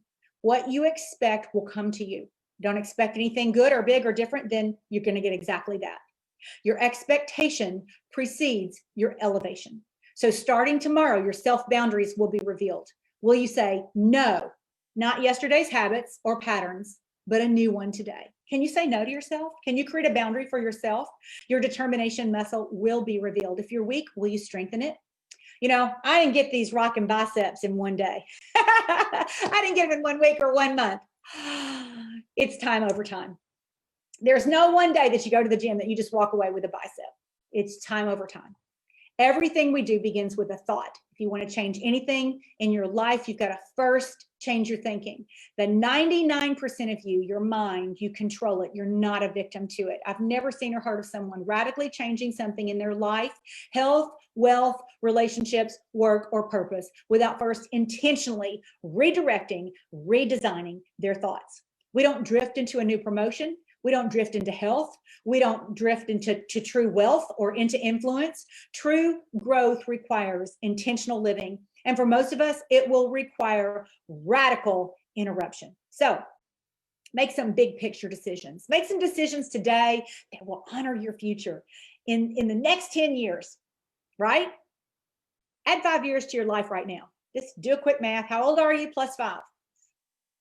How old will you be in 5 years? What would your plus 5-year-old self thank you for doing today? That's at the very first page of your 90-day planner. Drinking, eating crazy, thinking small, historical, conversations with other people, gossip, social media scrolling, news, wasted TV, poor life habits. It all accumulates. You cannot get that kind of input and expect to output something better. Coherence is key. Orderly intent with orderly thinking, with orderly behavior, with consistency. Not that I decide for you, but that you decide for yourself. Cognitive dissonance is when there's a discrepancy in a conflicting value, belief, and behavior. Value, belief, and behavior. If you feel like a hypocrite, there's usually an indication that you are. So that starts to affect every other aspect of your life. Your attraction goes down. You doubt you can count on yourself. But this problem rests within your thoughts and your actions. If you want to advance in your life, you got to have brain and heart coherence. Okay, so there is an emotional guidance scale that I'm going to share with you now. And this one is from thelawofattraction.com. Okay, so here's the thing with your emotions, right? You're either in an upward spiral or a downward spiral. When you're in an upward spiral, the emotions that you have chosen, the coherence are love, joy, passion, enthusiasm, hopefulness, contentment, freedom, empowerment, eagerness, happiness, optimism, belief, and positivity. When you're in that emotion, you're in an upward spiral. Guess what else you are? You are wildly attractive to other people. When you're in a downward spiral, guess what? It starts with boredom. I don't know what to do. When we were bored as children, our parents got rid of boredom so early on because if we dared to say, I'm bored, oh, we had a chore. We were never allowed to be bored. We had to either be content, right? We have to always be doing something, but we could not say I'm bored because there was always something more to be bored. Boredom, like I don't know what to do. So think this through. I don't know what to do. Click, turn on the TV. No, but that's what a lot of people do. Boredom. As soon as you turn on the TV and the news, even if it's the background, oftentimes you start to get this like, feeling, and you can't identify it. Well, turn the TV off. But then it's so quiet. Then what would the person who wants that vision do? Would they listen to a podcast? Would they make 10 calls? What would they do? Right? Because this downward spiral is frustration, irritation, worry, doubt, anger, rage, jealousy, insecurity, hatred, guilt, and powerlessness. Wow. Okay. There you have it. And that is not exactly where we want to reside. But when you know that the emotions are going to make a difference, then in those emotions, you have to choose what emotion you're actually after. One thing today that I read from Dr. Leaf was kind of to do a reverse conversation about gratitude. Instead of thinking about what you wish you had or what you've lost, think about what you currently have and how you would feel if you lost that. And that in itself will make you more appreciative. Most people live in the tangible circumstances of life and never have an energy field of what's possible. You know how I talk about get it in the whisper, the nudges, the future unknown preferred life, which is out there. Most people stay in what is known. The life cycle keeps moving, and we have to decide if we drift or if we design seasons of your own life. Childhood, school, college, life just keeps getting away from us. Christmas always makes me think about this because I always want to go home to where I grew up. My parents sold that home a long, long time ago. But from your childhood into school years into college, that goes very fast. And then job, and then your next job, marriage, children, birth, toddlers, their school years, their teenage years, rebellion, addiction, emptiness, and then your grandchildren, and then your aging parents. Life moves really fast that way. And God created us to do life comprehensively. So if we thrive on fear and circumstances, we find ourselves huddling with non-thinkers and skaters through life based on what season we're in only. Or do we work hard at making best decisions over good in the middle of life, creating intentional, living inclusive, the cycle and seasons of life? To create a new future, a person has to marry a coherent brain, clear intention, with an elevated emotion, coherent heart. This is how we change our energy. And when we change our energy, we can change our life. The reverse is being a victim to circumstance. A new personal reality is created when you state this clear vision, bringing alignment into goal setting, write and speak affirmations relating to your preferred future and self, literally closing your eyes and living in that preferred future vision 2 times a day. First thing in the morning, right before you go to sleep. And then you're left to consider what environment supports your growth. So we're going to take a look at environment number 4, and then number 5, reasons people fail, and then we're going to bring it home with the tool and action step. So that was the longest element of it. So I'm going to, I better hurry up. I've been talking a long time. Oh my gosh. Okay. An environment to support growth. A refreshment of the 90-day principles. Number 1, you can change anything in 90 days. Number 2, you can't change what you won't acknowledge. Number 3, you can't live your values until you know what they are. Number 4, you can't break a habit until you replace it with a different one. Number 5, time invested in one area is time away from another, so choose wisely with your time. Number 6 used to say, change is hard and growth takes time. I took that out because it bothered people. But you know what? Change is hard and growth takes time. I was watching SAB, the American Ballet, Balanchine, on Disney. It's called Point, I think. And one of the ladies who's a big deal there, she selects talent. She says she can almost always tell by looking at a person's body, but that's not even the indicator. You can tell a person's potential, but it takes 10 years to know what they're going to do with the ballet. Change is hard and growth takes time. That's the reality. What it says now is change can be hard. The pain of regret is always more painful than the pain of change. And then the last one is, if you don't intentionally pivot, alter, or shift the direction of your life, it will migrate in the same direction. Intentionally pivoting, altering, shifting direction includes your environment. Author James Clear says the more disciplined your environment is, the less disciplined you have to be. Wow. The more disciplined your environment is, the less disciplined you need to be. Don't swim upstream. One concept in the 90-day planner is to frame your day. Frame your day invites you to consider your established habits morning and night. This is one example of taking charge of your physical environment in a way that brings comfort, structure to morning and night. So frame my day. Here are a few that personally anchor me. In the morning, I'm up 2 hours before I have to take scheduled action. When it's quiet, nobody else is up. I feed my brain. Biblical quiet time and meditation plus affirmations. I write and I journal. I get brain clarity. Feed my dog, dress, and get ready for my workout. And then nutrition is planned. My work day starts immediately after my workout. That's the morning frame of my day. The evening frame of my day. I'll do it again today. Plan tomorrow, tonight. List 1/2 hour at a time using the yellow sticky pad if you're using in the from the classic, or if you're in the 8.5 by 11, there's a page, a strip down each daily page. This removes negotiation and lost time in the morning if you plan tomorrow, tonight.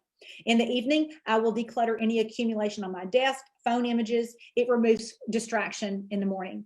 Create my dog, put my workout clothes on my heated floor, because that's a layer of one less decision to have to negotiate in the morning. Sometimes you don't go work out because you can't figure out what to wear. But if it's all sitting there, like everything is sitting there, it's one less obstacle. I lower the temperature to super cold at night. I set the house alarm. I re-say my affirmations. I turn the fan and white noise on. That's the evening frame that happens every single night.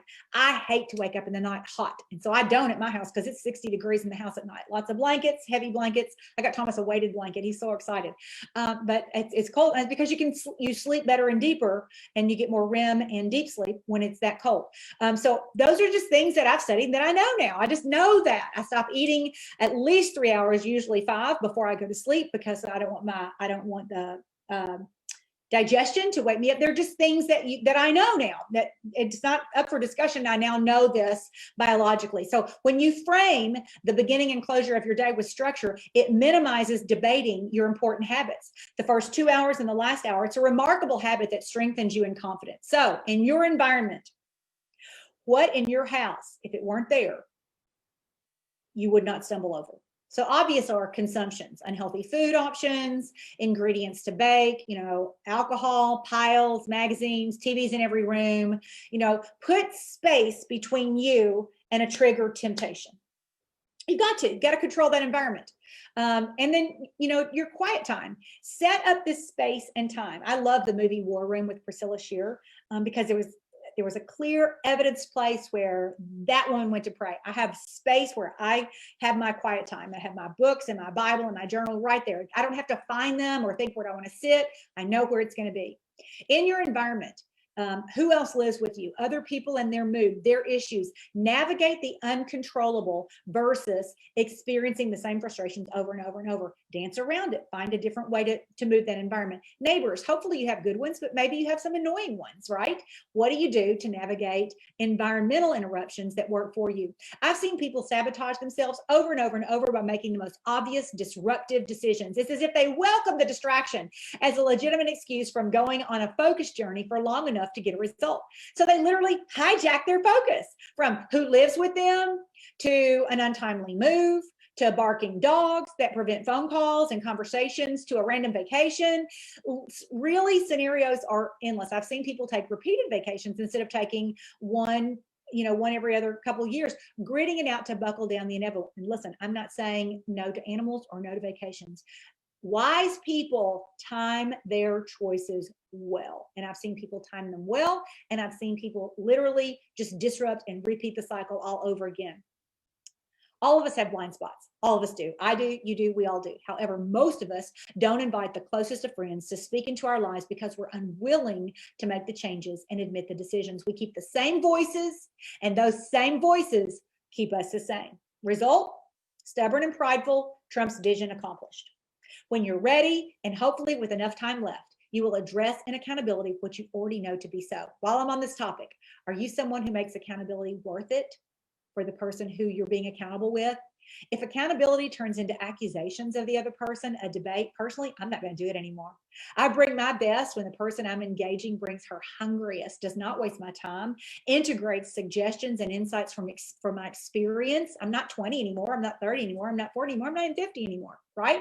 So I will give to the person who's like, okay, yes, now what? What in your environment and your mentor invites your 2021 accomplishment, and what in your environment has set you up for a stumble and fall? Will you correct it now? We cannot let the environment control our feelings and thoughts, and we cannot let the environment dictate what is possible. The environment is a blank slate, a canvas. You get to design it.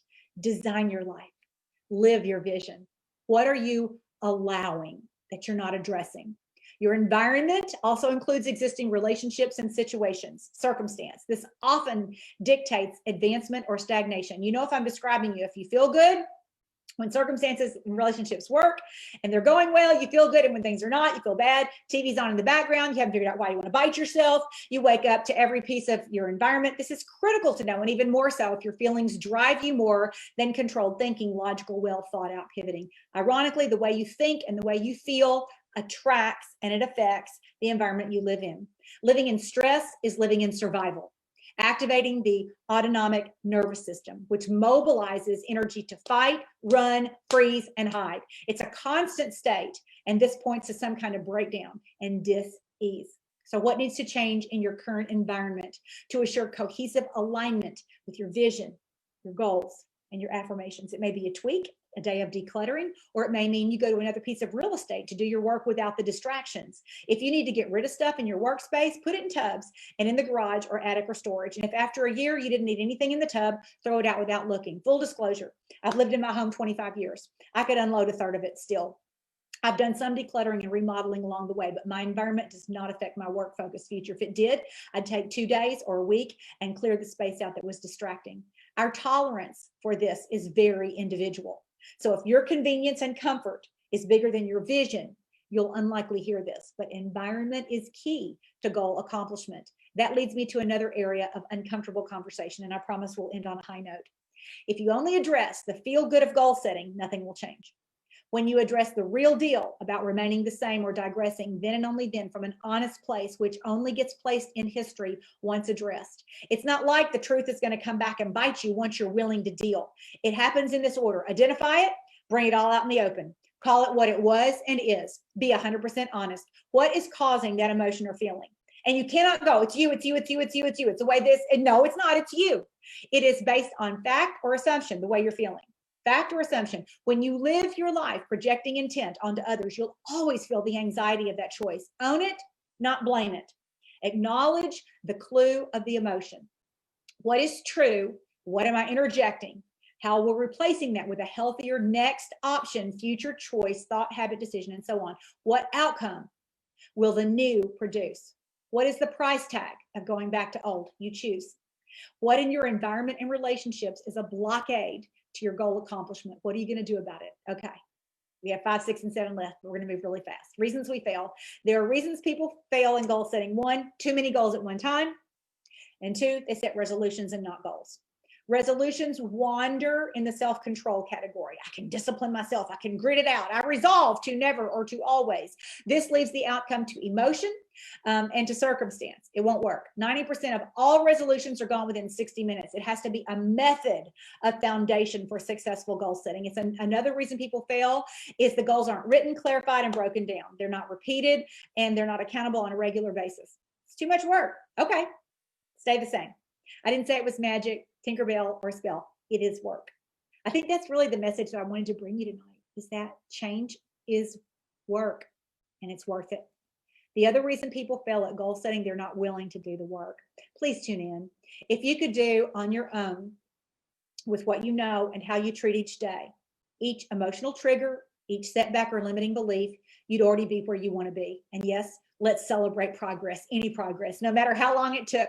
We're going to call it progress, because what I want for you is accelerated progress, measurable, reliable, noticeable, accelerated progress. There's mastery in the method. In the 90-day planner, you take the guided space between 7 days.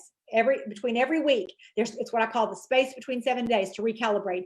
52 times a year, you're evaluating and looking and tweaking and adjusting your goals and your spoken words. 4 times a year, every 90 days, you rewrite every word that you're investing in right now. Do you know how much more likely you are to achieve with that kind of repetition? And in daily affirmations with your #1 affirmation accomplishment twice a day, morning and evening, I hope you're getting excited as I am about telling you this, because this method works when you work it. Reasons we fail. We normalize dysfunction and distraction. Everybody else is. Well, you're not everybody else. We won't get still enough to create the clarity of that 3 to 12 goals in 1 to 3 categories. We won't narrow our one thing, so we start someplace specific. We're unwilling to interrupt an obvious negative pattern. We doubt our perseverance muscle and we don't strengthen it. We don't trust the process of accumulation, even though it's in front of us as evidence. The evidence is what we have done with the time and what we have or have not accomplished. The process of accumulation is evidence in our lives right now. We focus on what we have to sacrifice instead of what we have to gain. We're unwilling to be accountable with someone who's a truth teller and available to you. So what do you do with that? Identify what applies to you, because not all of it does. Write it out, talk it out, pinpoint the one choice, the one pattern interruption, the one environment distraction that will give you the biggest leg up to move forward. Are you willing to do the work? Get your mind right, your brain right, your habits right, your relationships, finances, and your purpose. Want that? It's attainable, but you've got to start. Okay, the tool. I'm going to completely jump past the tool because you guys know that I believe that this was a God-given, God-driven opportunity to be able to, for myself, to go through every season of life, wins, losses, births, deaths. I really do believe that the method that's in the 90-day planner is one of a kind. Although I knew when people asked me for a while ago, not long after I published the 90-day planner, apps started to become popular. And everybody asked me if I was going to put the 90-day planner in an app or as a download for people to apply it like a buffet, get the pages that they liked. And although I knew I could have sold a gazillion apps and downloads, I knew that the process would be defamed and broken apart. So I refused to create something I could sell, but that would not be effective. Am I saying that all time management apps are not effective? Well, it might be, because there are a couple of things to consider from Dr. Leaf, a neuroscientist, when you're looking at your daily planner. Are you only looking to see what time you have an appointment? Or are you looking to grow personally, professionally, spiritually, create habits that will accelerate your success and your maturity and your character and bring your strengths into their balcony version? Notice key behaviors. This is all a big piece of it, because you will never make a change looking at what time an appointment is or who you need to call or text, because it doesn't invite you out of your comfort zone into a new way of thinking, feeling, choosing, behaving. Oh, yes. It keeps you from taking any different action and keeps you in a comfort zone. If you're willing to make something better and you're not willing to trade off, then I believe with all my heart, you can absolutely get to the other side of this vision. There's an old saying that until the pain of remaining the same is greater than the pain of change, we will choose our old comfortable house slippers and lifestyle. The process of what category in life you take action on, what habits you choose to integrate, this is going to be the story of the next chapter of your life. The last principle, growth is hard and change takes time. I knew that people didn't like that. Social media, although infamous for giving us polished and edited highlight reels of other people's lives, has also given us access to observe other people's difficulty, courage, and overcoming. And the bottom line, I've gotten older and I've become more wise through the years. So your options are embrace the hard or delay the inevitable. The inevitable is one we'll still ultimately will have to choose to change and grow. So what if it takes you a year or 5 years to get where you want to go in that vision? God willing, the 1 year and the 5 years are going to pass anyway. If you look back, they already have. So this is not manipulation, and it's not a threat that you don't want to be in a place of I don't want to be in regret. That's not the thought you want to hold on to. But you can look from the Old Testament to Revelation, and you can look all through history of the United States and the world, and you will see this truth play out in generation after generation. So let's grab a tool that works well and that will guide you. Do you need mine? Well, you can do the method without the tool, but I've been using mine for 23 years. 4 90-day planners a year for 23 years. Some of them I can point to exact growth and increase. Some of them, sadly, box checked. But I can tell you the season of life at this season, at this age, I want to make every 90-day cycle count. And I invite you to do the same, whether you're 20 or older than me. So let me put a period at the end of this thought. Why not an app, and why write it down? Whereas technology in excess, used improperly or overused, abused, creates chaos in the brain, Dr. Leaf, you've got to slow down. Neuroscience reveals that writing hand to eye and in color sorts chaos and brings mental clarity. That's why it's not an app.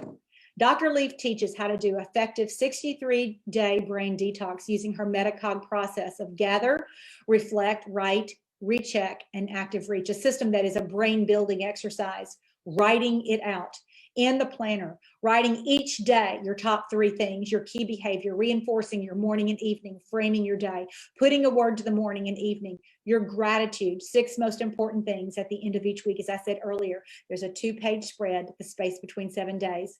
This not only includes action steps for growing your business or your side hustle or some other goal that you may have, but also building in self-care, social media timeouts, vitamin D breaks each day, setting a clear intent after reflecting this past week. It's the heart of personal, spiritual, and emotional growth. The benefit of working the method over just writing in appointment time slots is vast. Through the process, you start to sort out all of the rogue thoughts, the ruminations, the obsessive thinking, the negative mental conversations. This method supports neurogenesis, which is nerve cell birth, so that you can learn something new and apply that gift to each and every day. That's why it's not an app. That's why it's not a download to get blended in with God knows what else, checklists and distraction. That's why writing all the work out every single 90 days afresh, reviewing it 52 times a year, this method of personal habit formation, it sets it apart from other planners. I want my prayer journal to be my journal. I want my goal setting work to be a place for me to unload my brain and gain clarity. I want my planner to integrate with each and every day to keep me focused on who I say I want to become, what I say I want to accomplish, and I stand in hope and integrity and move forward motion. That growth is inevitable with this level of attention, brain cohesiveness, and perseverance. Oh yes, my friend, there is hope for you. If you genuinely care about the goal, you will focus on the system. Author James Clear. Setting your intention is the route of success. Do you have to do it, get to do it, or want to do it? A strong desire guided by ownership in your intention, coupled with a method and process for tracking, will get you started and advancing powerfully. Next steps.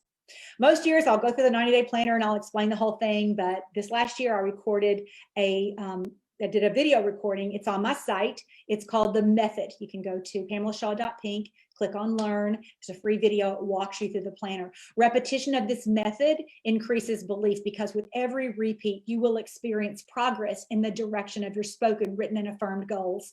Success comes when commitment meets belief.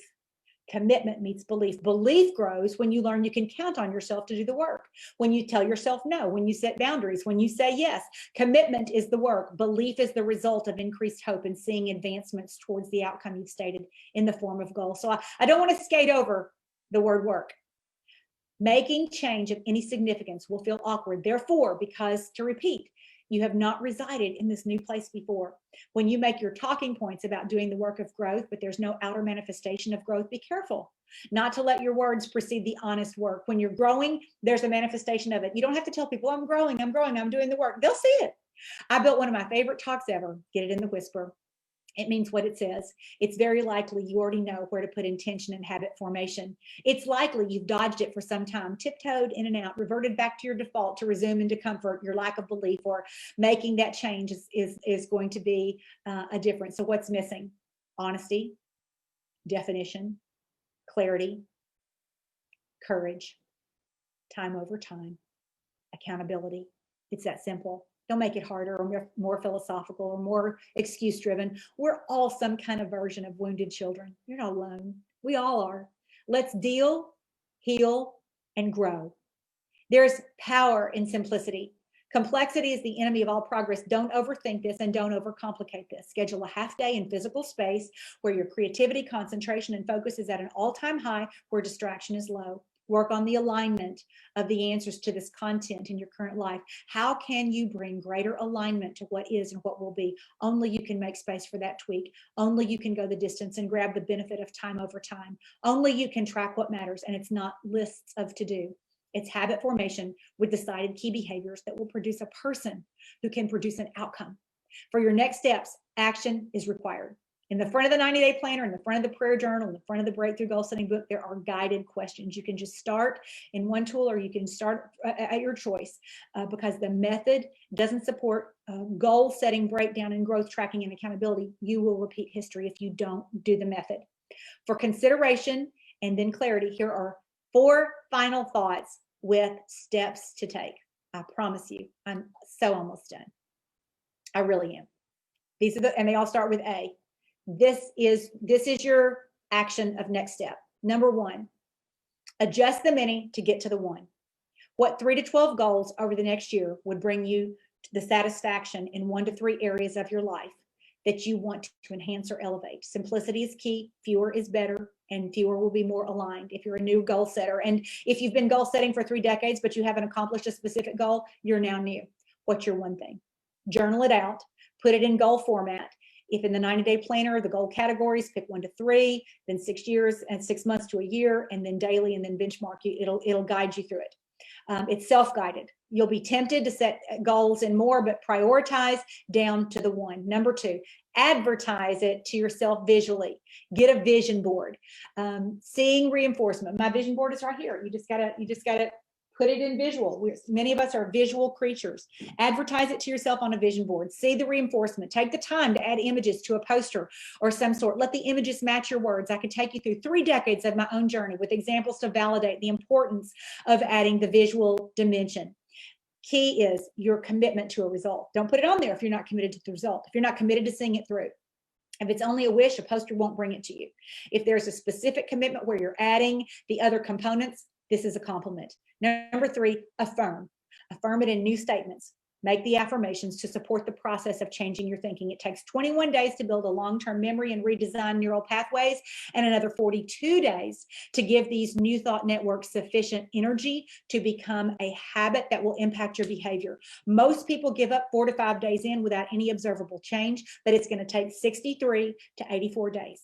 As you repeat the new thought and pattern, the structure will strengthen, transforming you for the better in alignment with what you say you want. Writing affirmations to support. Go to the trouble. In this step, become aware you have a program running in your brain. Oh, yes, you do. It's very familiar. You have to pay attention and acknowledge this. Stop the program from running. Start a new program that runs.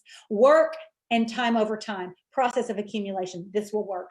Your brain is neuroplastic. You can override the old with the new. Yes, it's work. You feel like, ugh, no. Consider the cost of remaining the same and get excited about that future vision that you can create. Then number 4, acknowledge. The hardest acknowledgement first.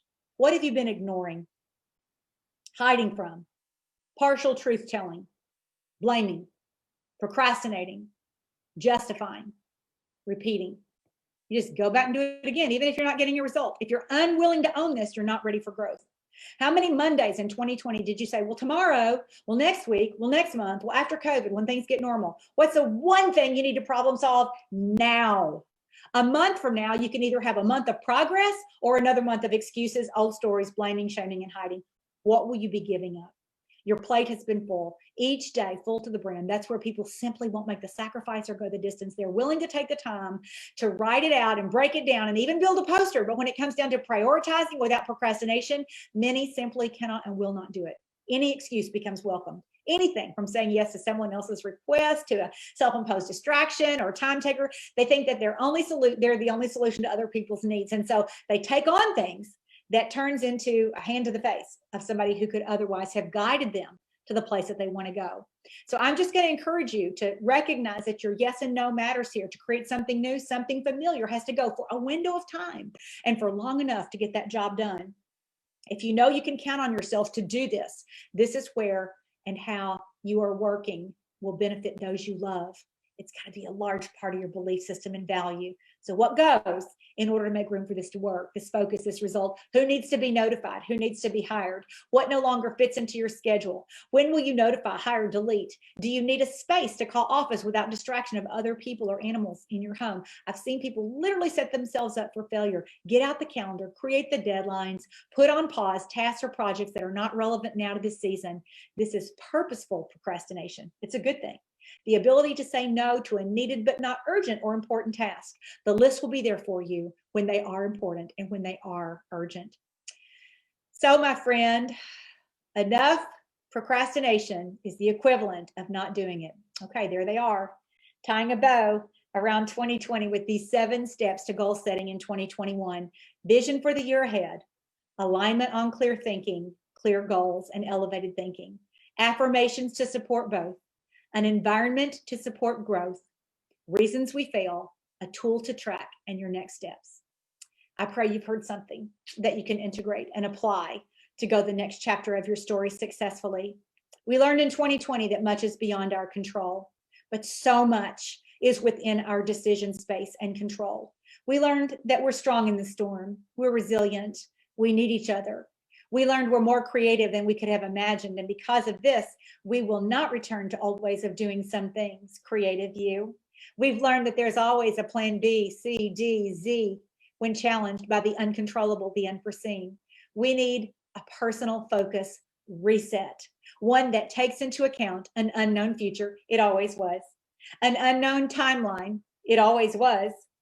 In some ways, acknowledging the unknown made it harder in the beginning, but I believe more powerful once we faced it. There is one way to a new you, and that is through the current you. Not around, not over, not under, through. Waiting for an unknown yet desirable future to come to you will render you someone who's naively waiting for something that will never manifest. Your unknown desirable future, it's out there. It wants to come to you, but it will wait for you to become the person who can handle it, manage it, and be a great steward of it.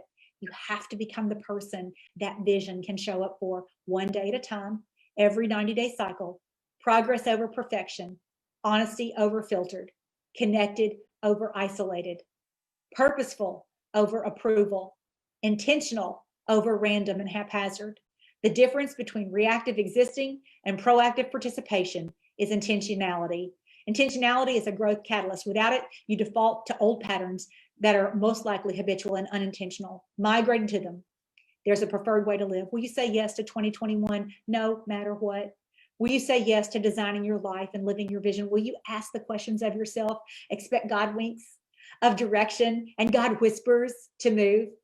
Shauna Nyquist says, it's rebellious in a way to choose joy, to dance, to love your life. It's much easier and much more common to be miserable. We could just live our normal day-to-day lives, saving all the good, living up for someday. But I think it's our job to live each day like it's a special occasion because we've been given a gift. So I wish you love. I wish you peace of heart and mind, clarity, purpose, joy, health, and wealth. I wish you his great blessing. God bless you. Godspeed, and keep shining brightly.